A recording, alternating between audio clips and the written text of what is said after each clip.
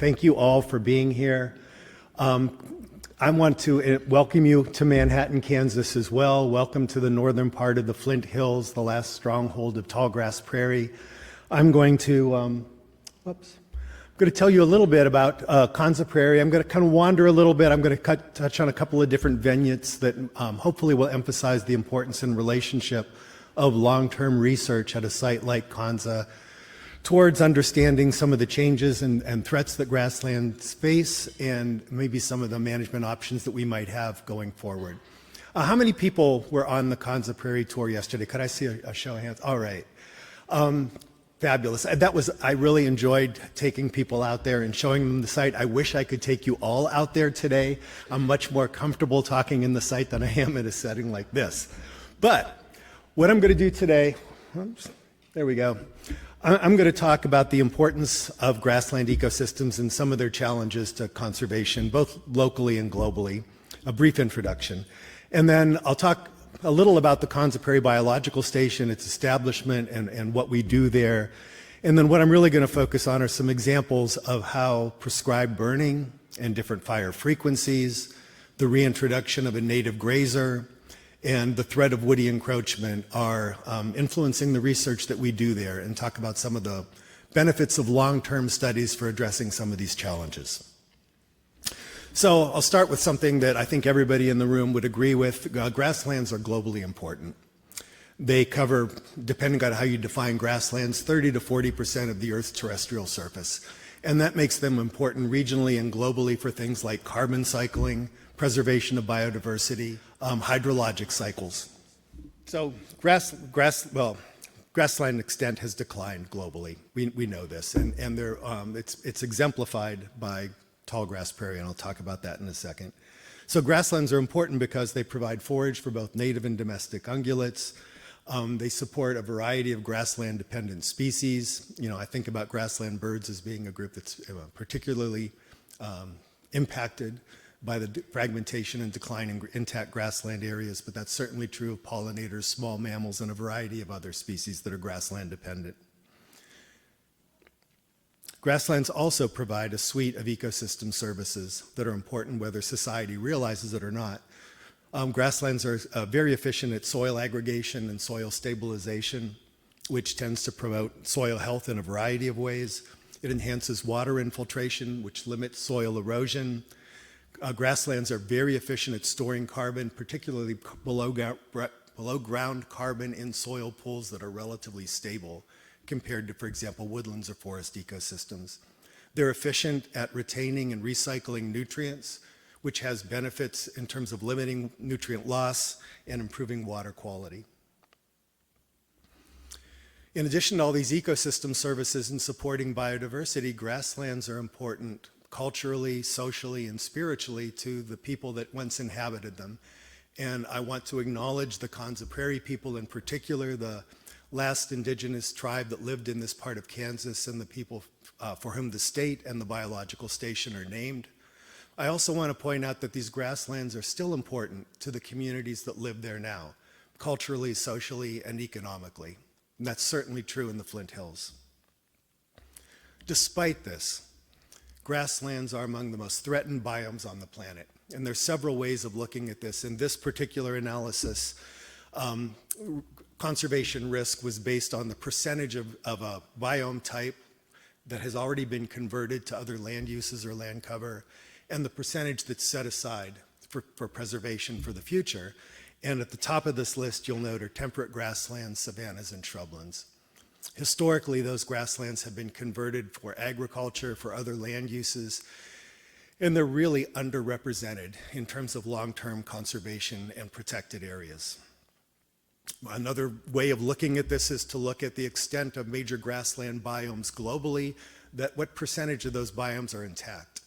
And you'll see that there are very few sites that even have 60% of the original extent of those grasslands intact. And I want to point out the circled red area in North America, which I'm going to talk about, which is tallgrass prairie, is near the bottom of that list. So North American tallgrass prairie, the most productive and the wettest of the Central Plains grasslands, covered about 170 million acres historically, stretching from Manitoba to Texas, and from where we're at in the western edge into Indiana, Illinois, and parts of Ohio. Less than 5% of that remains.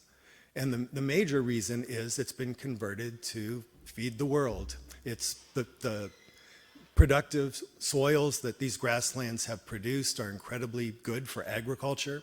They occur in areas where there's sufficient rainfall to support crop production. And so the breadbasket of North America is largely what was tallgrass prairie. The largest remaining areas of tallgrass prairie are at its western extent here in the Flint Hills. And the main reason is that they couldn't effectively be plowed.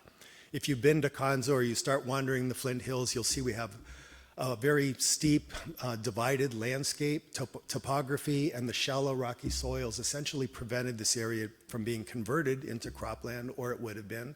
The flat, deep soils that occur along the Kansas River, for example, are where we do have a lot of agriculture. So I want to point out in the northern portion of the Flint Hills in Riley County, that's where we are. The asterisk marks the site of the Konza Prairie Biological Station where I work. So a little history about Konza Prairie. It's an 8,600 acre preserve that's jointly owned. It's a partnership between Kansas State University and the Nature Conservancy. And I think that's unique, both among universities and among Nature Conservancy sites. It's a partnership that started actually in the early 1970s. So it's been going for more than 50 years now. And my colleague Tony Capizzo is here, and if you'd like, we'd be happy to talk to you about how that arrangement works between Kansas State and TNC. We're dedicated to a threefold mission of research, education at all levels, from K through 12 to postgraduate to adult docent training, and conservation of grasslands. But I think about us primarily as an outdoor laboratory. You know, the university measures laboratory in square feet. We measure it in hectares at Konza Prairie. But an important point is it's not just for Kansas State University. It's open to researchers from literally around the world. And we do have people from all over the world that come to do studies there and participate in some of our long-term research. It's also a core site for the Konza Prairie Long-Term Ecological Research, or LTER program. I'm going to talk a little bit about that program because it's an important part of what we do in terms of research there. So the NSF LTER program was established in 1980, and it was with the realization that there wasn't at the time a program that funded site-based research. There were a lot of grants to fund individual projects or individual laboratories, but there wasn't a mechanism that would provide stable, steady funding for sites that would span decades. And what we know is that decades of data are essential for addressing a lot of long-term changes related to climate change, other environmental changes, succession, development of soils, or to capture rare and episodic events that aren't necessarily predictable. So NSF started this program with the idea that they would fund sites that would do research over long temporal and through a network of sites, broad spatial scales. All of the sites do research in a number of core areas. One of those core areas is primary productivity, understanding the factors that control plant production, so I'll talk a little bit about that. Another is population and community dynamics. I'll touch on that today, and there are other core areas as well. Response to disturbance is also a core area, and that's important for grasslands because these grasslands wouldn't exist if we didn't think about well, I think about them as natural disturbances, but they're factors that are important to grasslands. Things like fire, periodic fires, periodic droughts, the presence of grazers.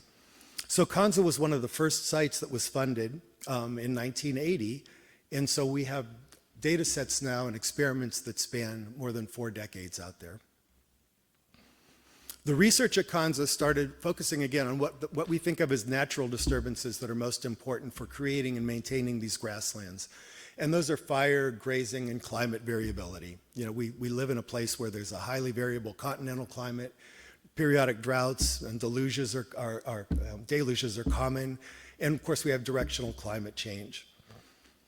So we incorporated fire and grazing into a site-based experimental design when the site was founded, and that's been built on now for the last 50 years. So here's a map of our experiments. I'll talk a little bit about each of the treatments. Each of these 50-some watersheds has an assigned fire treatment, so it's burned at different intervals. The large green area in the center is where the bison roam. We've reintroduced native grazers to an area of 2,400 acres. We have cattle grazing on the east side of Konza in that pink-colored area, and we have other areas that are burned at different seasons. So I'll talk briefly about the treatments and then some results. The fire frequency treatments at Konza range from every year, burned in the spring, to every 2, 4, or 20 years. When I refer to unburned watersheds in a bit, I'll be talking primarily about ones that have long-term fire suppression.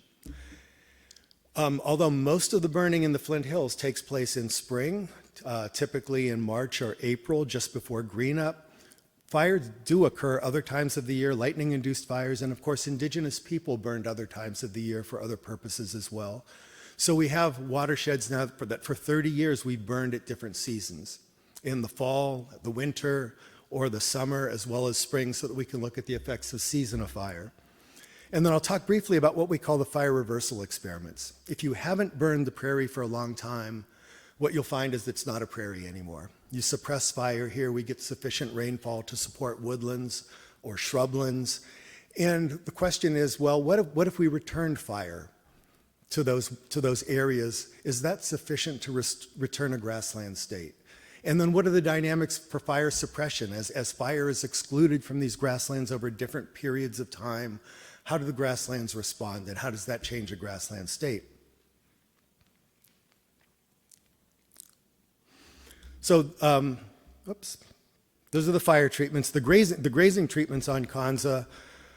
Most of Konza was grazed by cattle. That is the dominant land use in the Flint Hills. These are by and large working grasslands that are used for cattle production.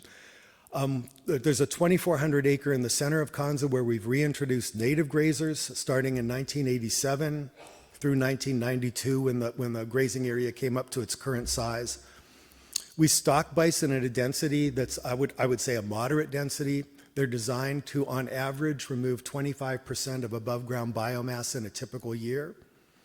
It's about 12 acres per animal unit. And then we have comparative studies of cattle grazing on Konza because, again, that's the dominant land use in the Flint Hills. I'll start with fire, and I want to talk about the regional significance of fire. So if you're not from the Flint Hills, you might not know this, but most of the Flint Hills, or a good portion of it, burns every spring. And if you were here in April, there'd be some evenings where it would look like London fog in town. There's a fair amount of smoke that's produced when this much of the prairie burns. And prairie burning here is done for a variety of purposes, largely for grazing, to prepare pastures for grazing, but also for conservation purposes. It averages a little over 2 million acres every spring, and that varies a bit with, drought, weather conditions, and availability of fuel. As Lisa mentioned, most of Kansas is privately owned, and that's true of the Flint Hills. It's about 98% privately managed, and so the people that are doing the burning are land managers and ranchers that maintain those grasslands. So when I think about how we influence burning practices and other conservation measures, it's really important that we work with the people on the ground, that we work with those land managers and we reach out to them to understand why they're burning the way they burn, recommendations for other burning practices and so on. Some of our current research at Konza is focused on understanding ways that we can burn that will support and promote a high quality grassland state, while at the same time minimizing air quality impacts. One of the things that happens when 2 million acres burn on maybe a single weekend in April is that it triggers air quality issues, not only locally, but throughout the region. And you'll hear later from Gina Greer and from others about how the state of Kansas and EPA are responding to and dealing with these, the negative aspects of burning. One of the things I think we can do is we can spread out that window of burning, and that's part of the research that we're doing at Konza. So general effects of fire in these grasslands. It limits woody plant encroachment. That's one of the key things. We get enough rainfall to support shrubs and trees, and so by burning, you limit the recruitment of those species into grassland areas. It alters resource availability. This is an area where I've done some research kind of near and dear to my heart, soil nitrogen cycling, soil microclimate, how plants respond to that. So fire removes the surface litter, which completely changes the energy and light environment for emerging plants. It warms the soil. They're emerging in a high light environment. Fire also volatilizes a lot of nitrogen, so that changes nutrient availability in ways that favor plants that have a high nutrient use efficiency, like our warm season grasses. All of those things together increase the productivity of the dominant grasses here, which are perennial warm season grasses. They're very competitors. They're good competitors. They produce a lot of leaf area. They compete with other plants for both light and soil resources. And in the presence of just frequent burning without grazing, we increase productivity of the grasses, but we generally decrease plant diversity.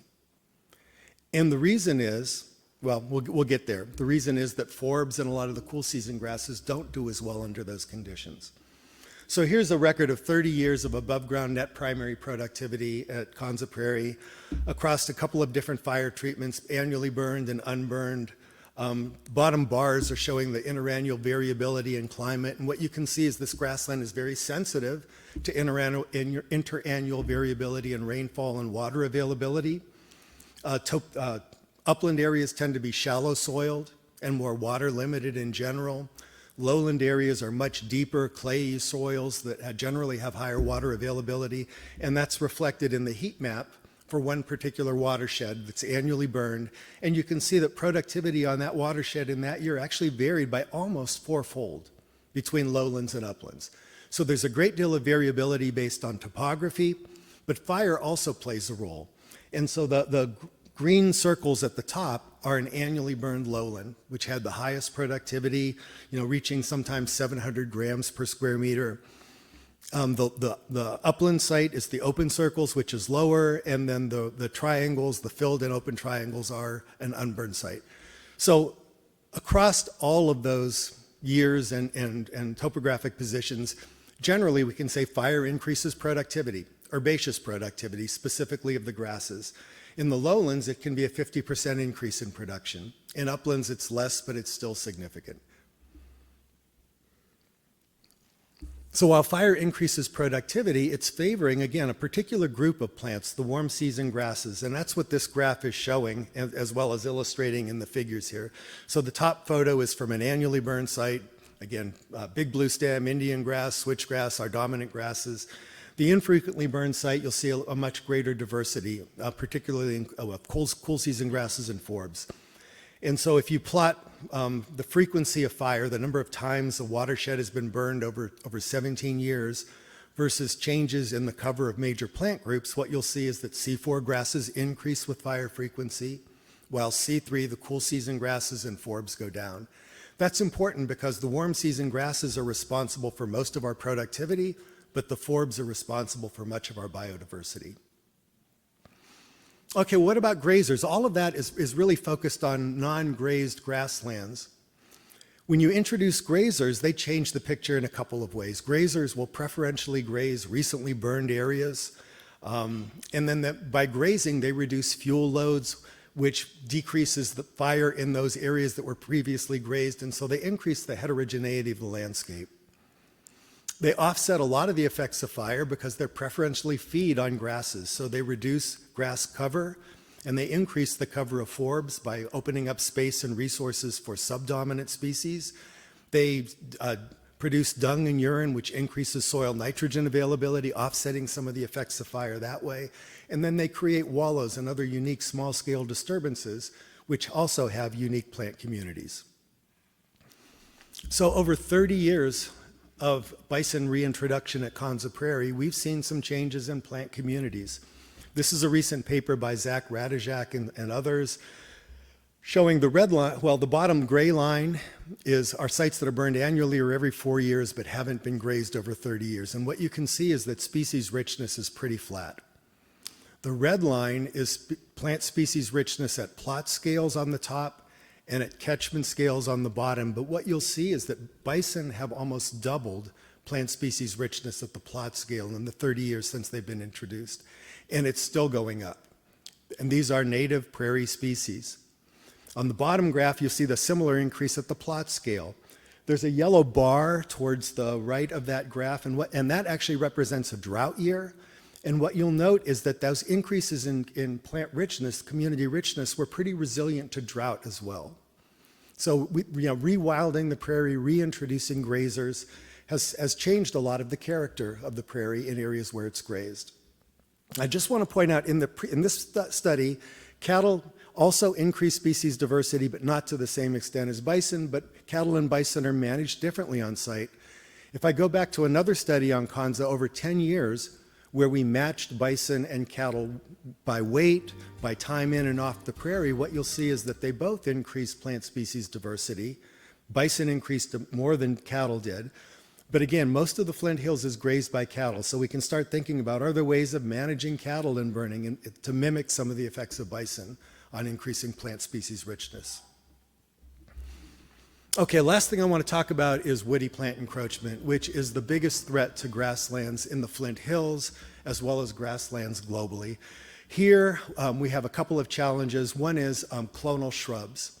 So you hear a lot today about other kinds of woody encroachment, but in the Flint Hills, clonal shrubs are generally how woody plant encroachment starts. And then eventually that can morph into tree encroachment over longer periods of fire exclusion. Here's just another example. Roughleaf dogwood, Cornus drumundii, is one of our major species in woody plant encroachers here. So what happens is if we lower fire frequency, well, I'll start with annual burning. So on this top graph, where it has shrub cover, the dots that go along across the bottom that show no increase in shrub cover, that's an annually burned watershed. So if you burn here annually, it certainly is sufficient to keep out the woody vegetation. If you don't burn often enough, every 4 years or every 20 years, what you'll see is there's a lag period, but then a sharp increase in shrub cover, which is primarily these clonal shrubs. And that coincides with a decrease in grass cover. So lower fire frequencies, you end up getting lower grass cover. That's the primary fuel for fires. It looks like there are even pretty clear thresholds here that when grass cover drops to below about 60 or 50%, that's when we start seeing really sharp increases in shrub cover. The bottom graph shows that as these shrub cover increases, as these clonal shrub islands get larger in age, leaf area index can be as high as 8 or 9 on these shrub islands. They shade out the herbaceous vegetation underneath them, and that reduces fuel loads for future fires. So you get a kind of positive feedback. The shrubs grow, they reduce fuel loads, that reduces fire intensity. So this is a watershed that has undergone shrub encroachment that was burned with a fairly intense fire. And you can see in the front a lot of the dead stems, the dead above ground stems left after fire. But the red circles in the background are intact shrub islands where fire didn't completely penetrate and didn't even remove the leaves from the tops of some of these. Now, I also want to point out that these are resprouters. So even those top-killed shrubs that you see in this picture, they're all going to be resprouting. And at the end of the growing season, you wouldn't know that we burned this watershed. So we monitor shrub cover over time on watersheds with different fire frequencies. The top graph is an annually burned watershed, and it's not a surprise. If you burn annually, there is very little shrub cover. The bottom graph is a watershed that's burned every 20 years, so long-term fire suppression. And it's not surprising that that's become very shrubby and very woody as well. What is surprising is the middle row. That's a watershed that's scheduled to burn every 4 years, has actually had a couple of wildfires. So the real fire frequency is every 3.7 years, and it's a shrubland now. The lowlands areas of that watershed are essentially about 90% shrub cover. That's important because when Konza was formed, that 4-year fire frequency was thought to be the most natural fire frequency. From the limited data available on fire return intervals prior to European contact, it's estimated that 3 to 5 years would have been the average. So when Konza was set up, again, 4 years, well, that's maintained grasslands in the past. Clearly, that is not sufficient to maintain grasslands in the present world. And you'll hear a lot about this in a series of talks here at the conference later. That 20-year burned watershed, the one on the bottom row of that graph, I want to focus on that one a little bit because it's not just shrubs. After 20 years, it's also trees. So in the bar graph, you can see that we started with essentially no cedar trees on this watershed, and by 2012, we had, I think, 1,200 trees, roughly 50 cedar trees per hectare out there. But it's not just cedars. It's also honey locust, elm, cottonwood, other trees, willows that have developed on this watershed. And so this watershed was burned in 2017 after almost 30 years of fire exclusion, with the exception of a wildfire. And what you can see here is that the fire was not very effective. A single fire will do very little to restore a grassland state to a watershed that's undergone encroachment like this. In fact, roughly 31% of the watershed didn't even burn because of the shrub cover and the lack of fuel. The areas that did burn, there was a fair amount of trees that were impacted. There were some cedar trees we killed, but a number of other trees that had relatively high canopy damage. But even the trees that had more than 90% above ground damage, 50% of those had resprouted by the following year. So a single fire is not going to return the prairie. So what about repeated fires? So this is gets back to the fire reversal experiment. So in this case, we had a watershed, the one that's on the right in that top picture, that was infrequently burned until 2000. And you can see that there's a number of shrubs and trees that had developed in there over that period. On the left in that top panel is a watershed that was annually burned in 2000. The bottom panel is the same two watersheds from the same vantage point 17 years later. So not surprisingly, if you look at the watershed on the left where fire was suppressed for 17 years, it's a shrubland and woodland, and it's undergoing woody encroachment at a surprisingly rapid rate. On the right-hand side, where we started burning annually, we've burned that watershed annually for over 25 years now. It looks like a fairly good grassland, right? Doesn't look too bad. But if you actually get down on the ground and start mapping the distribution of the woody species there, that's the top panel. What you'll see is that the aerial extent of shrubs on that watershed, clonal shrubs, has actually expanded despite annual burning. It's just that the individual stems are small, they're nestled in with the grasses, but they're still there. We've only eliminated one tree species in that watershed after 25 years of annual burning. And I think if we stopped burning for a year or two, those trees would just, the shrubs would just pop right back up. In addition, the small mammal community in that watershed is still reflective of a woody condition, not a grassland state. And so it's very difficult to restore grasslands once they've undergone this woody encroachment. When we've come up with a model that describes that, it's a state and transition model, basically a tri-stable model for ecosystems in this region of the Flint Hills, where frequent fire is sufficient to maintain a grassland, intermediate fires lead to shrublands, and longer-term fire exclusion leads to woodlands. There are strong feedbacks that maintain those altered ecosystem states. And so what we've learned from these long-term fire and grazing experiments at Konza are that frequent fire first is essential. You can burn any season. We can talk a little bit about that as well. The key thing is it's important that you burn to maintain those grassland states. Frequent burning in the absence of grazing often leads to lower diversity as you favor warm season grasses. But grazers do interact with fire in ways that can be managed to increase plant diversity in these prairies. Fire return intervals of 3 to 5 years are not sufficient to prevent woody encroachment in these watersheds. Even if they were in the past, they certainly aren't under today's environmental conditions. And finally, these state changes that happen due to woody encroachment are going to be very difficult or impossible to reverse simply by returning fire as a natural disturbance. And that raises the prospect of novel management interventions, which is a topic that will be covered at several different workshops today. So with that, I'd like to close. I want to recognize that most of this, all of this research essentially is not mine. It's colleagues at the station over 40, 50 years that have been doing this research and maintaining the treatments. And if I have a minute or two for questions, I'll take a question before I introduce Sarah. Thank you.